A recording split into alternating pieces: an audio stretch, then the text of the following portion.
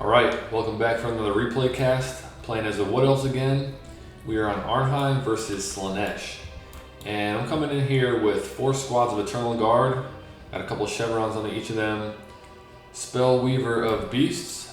Got 2 Glade Captains on horseback and 2 Way Watchers. My opponent has got Sigvald, Prince Sigvald. Lot of Chaos Warriors of Slaanesh. Devoted Marauders of Slaanesh, and let's see what else they've got. I think that might be about it.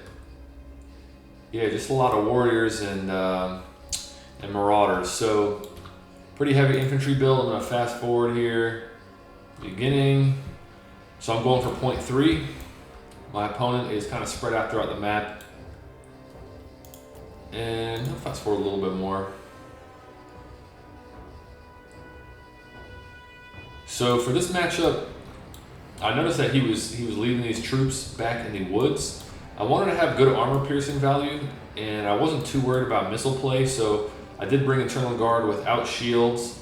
My Spellweaver of Beasts, I actually didn't even know what lore I was bringing because my opponent readied up quick, and I kind of just threw an army together as fast as I could.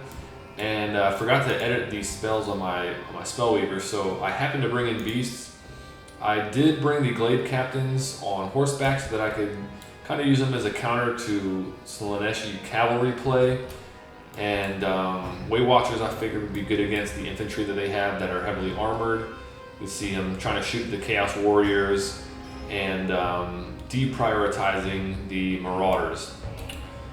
Now, I didn't send any troops off in this direction because I figured fighting these guys over here wasn't really worth it, and having the Way Watchers firing in that direction wasn't worth it while my opponent was hiding in the woods. So I'm starting the downhill progression, and my main objective here is to go for points 3 and 2 and really just keep it a focused battle in this area, use my missile superiority, and that's about it. So my opponent has got some Chaos Furies of Slaanesh coming in. They've got a Chaos Sorcerer Lord of Shadows. I think more experienced players are going to know what that means, what spells on the way. So I've got my Glade Captains coming over here to deal with the Furies, because I knew that they were going to be jumping on top of the Way Watchers. He kind of rerouted them and jumped on top of these guys instead. And so we're going downhill, looking to get them off. Hellstriders of Slaanesh on the way, looking to get on top of my Way Watchers. I shifted my Eternal Guard line to account for that. Got some Wildwood Rangers on the way, and in reserve I got some Blade Singers sitting in the woods. These units I brought as a backup because I figured they were going to be a real good counterplay to any kind of elite infantry, or really any kind of infantry they had in general. Pit of Shades going down, of course, on the Glade Captains, and more importantly on the Way Watchers that were down there. Those are the ones that are losing all this HP value. So the Glade Guard really aren't going to take any damage from that. It's meant to be an infantry clearing spell or a blob clearing spell. Eternal Guard matching up against the Devoted Marauders, and Prince Sigvald's in the mix. Another squad over here fighting the Chaos Warriors, and Way Watchers is shooting in support. So my opponent had charged in here the, what do you call them, Hellstriders? Yeah, these are Hellstriders. Had run into my Eternal Guard, backed up. I figured they thought that was a bad engagement, and gone over to assist against the Blade Singers. Got another squad of Way Watchers on the way. Hellstriders looking to get around the flank, not doing too well. They're taking a lot of damage from the combat against the Eternal Guard and the Blade Singers. Not getting any benefit from the anti-large. Although the Blade Singers are lightly armored, so they were able to deal a little bit of damage in support of the Devoted Marauders. Glade Captains on the way over to help try to get these Chaos Furies off of my Blade Singers. Another squad of Hellstriders on the way, so I'm shifting these Eternal Guard who are originally going to join this combat back over this way. I want to make sure that the Way Watchers are secured and protected from this kind of stuff going on. These Hellstriders, looks like my opponent lost track of a little bit, and they're getting shot off. Got the Firebark Elders on the way. These are the regiments of Renowned Treekin. They've got some fire damage on them. They've got fire resistance. They cause fear. What else do they have? I didn't realize they had an aura that gave, what do you call it, flame resistance, immune to psychology and whatnot. Good ground holding unit. So the infantry battle, one thing I didn't mention about the Eternal Guard is that they do have armor piercing damage. Even the they're like a 500 something gold unit. I want to say 525 when they are brought without shields, and they still have armor piercing. So it's an interesting unit, like a low tier sphere unit that still has armor piercing, pretty good armor piercing value, and that's part of the reason I brought them as my main defensive line unit in this matchup, because I was figuring there's probably a good chance they're going to bring in some Chaos Warriors and whatnot. Way Watchers still firing in the back line, taking down these Hellstriders. My Spellweaver of Beasts is now backing up. She chased off some devoted Marauders that were in combat with the Eternal Guard. Trying to keep her away from Sigvald. Getting some shots in on the Chaos Sorcerer. And Prince Sigvald is just taking no damage. He's just, fighting Wildwood Rangers, fighting against the Eternal Guard. No one's really going to be getting too much damage on him, especially if they're focused on the infantry lines that they're engaged with. Another squad of Furies coming in and jumping on top of my Weight Watchers. This is something for me to learn how to deal with more effectively. You see these light units coming in and jumping on top of high-value archer units. I'm wondering if I probably could have added some cheap cavalry and kind of park them in the back line and use them as a counter-charging unit when these Furies come in. But either way, I was able to get them off pretty quickly with the reinforcements that were in the area. Because I have a caster of beasts, I did have, what is that spell? I think it's called Transformation of Kanan. And where is that? Either way, it brings in the Great Eagle. Yep, there you go. Transformation of Kanan. Great Eagle as opposed to a Manticore, which some other factions will get. Big blob fighting up here, or I guess not so much, it's more so the Glade Captains are looking like extra flags on there. Prince Sigvald is making his way uphill. I had my Great Eagle jump on top of their Chaos Sorcerer, try to get some damage off on him. Glade Captains charging downhill to hit him as well. Blade Singers going over to try to get on top of Prince Sigvald and get some good anti-infantry armor piercing damage on him.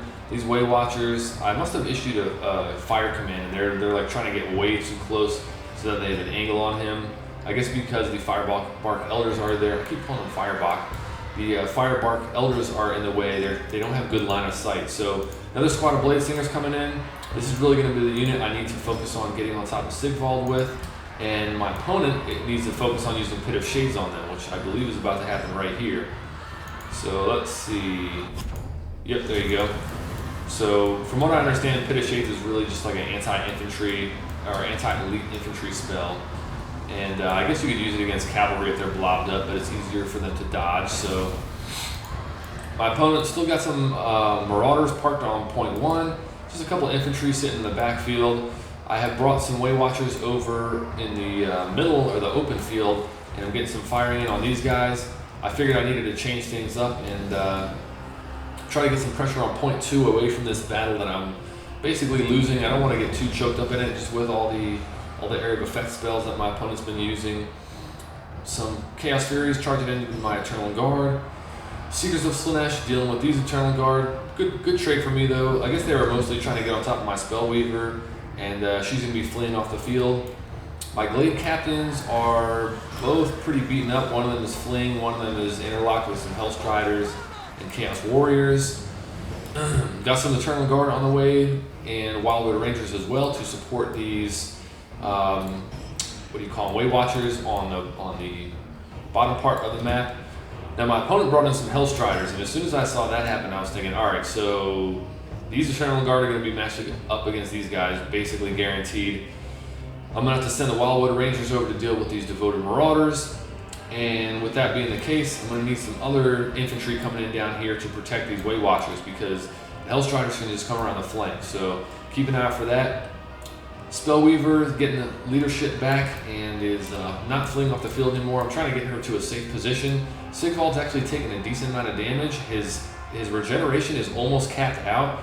And again, I think a lot of this is due to him fighting against these Blade Singers. I'm not sure when his regen kicks in, or if it's constantly active, or if it's like a health pool dependent thing. But I want to say he gets regen, yeah. So as long as he's not broken, he gets HP regen. That's probably why the Eternal Guard and whatnot looked like they weren't doing anything to him. His regen is probably outpacing the damage that I was able to do. Seeker's getting a rear charge off on these Wildwood Rangers. And Devoted Marauders coming over here getting on top of the Way Watchers. Honestly, that's something that should never happen. I should really be paying better attention to these guys and not letting infantry that aren't even that fast get on top of them. But that's what happened there. You can see I brought some Eternal Guard in to help protect them. Cycle charging going on from the Hellstriders. And at this point, you can see I'm starting to get pushed off of point 3. I haven't been able to punch through and get pressure on our point 2. The value trading is actually very close. It's basically, matched up evenly. But at this point, a lot of people who are watching this probably understand, like I do, that this match is a foregone conclusion. Not going to be able to win this one. Let's just fast forward through the end. You can see just the massive infantry is pushing through. And what I'm thinking is I probably should have just brought some lighter shooting, some less expensive shooting, maybe more diversified between, what do you call the other troops? Glade Guard, and I forget what the other ones are called. Probably some of those, probably some light cavalry to deal with the Furies and some of their cavalry. That's one I'll have to play around with. And again, it's pretty early in me playing as the Wood Elves, so I'll have to explore the roster more. But well played by my opponent. He was able to really keep me off all the points, and Sigvald put in a lot of work. I'll be curious to see what his value was at the end of this. Let's take a look. So for my units, Spellweaver didn't do good. What are these? Glade Captains did horribly. Way Watchers didn't do great. They did alright, but not great for their value. Eternal Guard honestly did pretty good. That's something I'll have to keep in mind. Blade Singers did pretty well. I wonder if there's a viability to bringing Blade Singers in large numbers against a matchup like this, and trying to get some kind of goon squad to take out the Shadowcasters so that they can't drop a Pit of Shades, because these units cost like 1,200, and your opponent can use a spell that's like 200 gold to kill basically 2 full squads of them, which is, pretty incredible. So I'm not sure how easy it is as a faction like this to try to focus in and push a caster off the field, depending on what their mount is and whatnot. But anyways, just a thought there. So for my opponent, Sigvald actually didn't accrue that much value. He definitely had my attention though, so maybe that counts for something. Chaos Wars of Slaanesh, nothing crazy. Actually, these guys did pretty good. The Devoted Marauders, I guess I didn't realize that there was 2 different variants of these guys. Nothing special on them. I figured when I'm looking through these stats at the end, usually I should be focusing on like cavalry units and heavy firepower units and whatnot, because the damage values on basic infantry usually doesn't seem to fluctuate that much. I guess that's just meant to be one of those mechanics in the game. Okay, so Chaos Sorcerer, a lot of value. You can tell that's from the Pit of Shades casts. Cavalry did alright. Furies definitely got some pretty good value, especially that first squad.